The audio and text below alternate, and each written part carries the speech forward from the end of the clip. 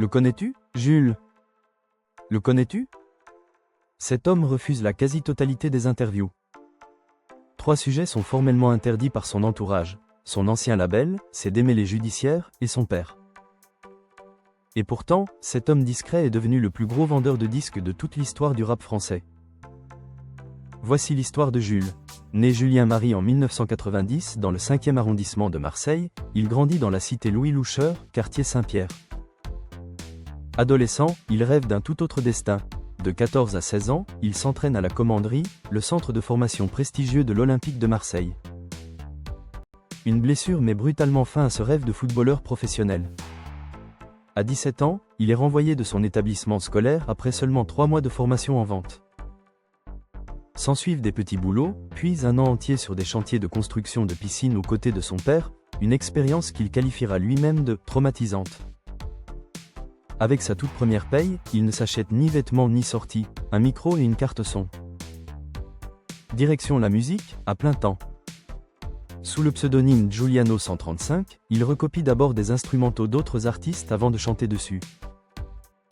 Repéré rapidement par un label marseillais, il devient Jules. Son premier album sort en 2014. Le mois de sa sortie, un drame frappe son entourage proche. Son manager de l'époque est retrouvé assassiné par balle. Malgré ce choc, Jules ne s'arrête jamais. 2 albums par an, sans exception, année après année. En 2015, en plein désaccord financier avec son label, il claque la porte du jour au lendemain, perdant au passage sa page Facebook et sa chaîne YouTube, ses seuls moyens de communication avec ses fans puisqu'il refuse déjà toute interview. Sa réponse? Il crée son propre label et publie une chanson inédite chaque jour pour prouver qu'il n'a besoin de personne. Ce qui suit dépasse l'entendement commercial. Disque de diamant, record de streaming, un style musical si reconnaissable qu'il est copié à l'international, jusqu'en Russie et en Suède. En 2020, à seulement 30 ans, il devient officiellement le plus gros vendeur de disques de toute l'histoire du rap français, avec plus de 4 millions d'albums écoulés en 6 ans de carrière à peine. Mais l'homme cultive un mystère presque total sur sa vie. Il assume publiquement ses fautes d'orthographe légendaires, affirmant vouloir continuer à en faire volontairement. Selon lui, quand c'est trop bien écrit, ses fans savent immédiatement que ce n'est pas lui qui a écrit le message. Sa vie sentimentale et familiale, elle, reste un secret absolu. Aucune confirmation officielle sur une éventuelle paternité, malgré des rumeurs qui s'emballent régulièrement sur les réseaux sociaux. En 2019, un fait divers vient rappeler que la ligne entre discrétion et zone d'ombre reste fine. Il est interpellé par la police après avoir été contrôlé à 160 km/h sur l'autoroute, avec à son bord un passager tentant de dissimuler un pistolet et une petite quantité de cannabis.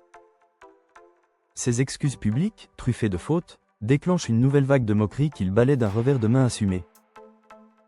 Malgré les critiques constantes de la presse musicale, qui reste très sévère envers lui, Jules continue de remplir les plus grandes salles de France. 80 000 billets pour le Stade de France, 60 000 pour le Vélodrome, vendus en quelques heures à peine.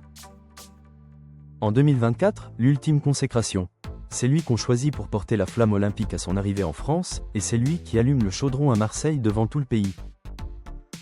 De l'adolescent renvoyé de l'école, traumatisé par un an sur des chantiers de piscine, à l'homme qui a redéfini à lui seul tout un genre musical. L'histoire de Jules reste l'une des plus atypiques de la musique française. Jules n'est qu'une des nombreuses figures que l'histoire a laissées dans l'ombre. Un petit like si cette histoire t'a plu, et abonne-toi pour qu'on en éclaire d'autres ensemble.